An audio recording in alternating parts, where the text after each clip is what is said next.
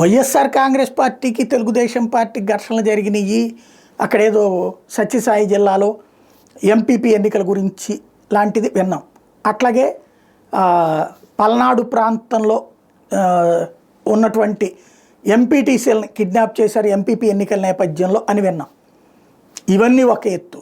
ఇప్పుడు కొత్త కాన్సెప్ట్ ఏంటి అంటే తెలుగుదేశంలో రెండు వర్గాల మధ్య ఘర్షణ. అది కూడా కడప జిల్లా దగ్గర ఎవరెవరికి పంచినా వేముల దగ్గర జరిగినటువంటి సంఘటనలో మైసూరారెడ్డి వర్గం, పార్థసారథి వర్గం. మైసూరారెడ్డి ఒకప్పుడు మాజీ మంత్రి, బలమైనటువంటి నాయకుడు, ఇప్పుడు తెలుగుదేశం. అదే సమయంలో పార్థసారథి తెలుగుదేశం పార్టీలో కీలకమైనటువంటి నాయకుడే, రాష్ట్ర ఉపాధ్యక్షుడు అనుకుంటా, ఆ స్థాయి ఉన్నటువంటి.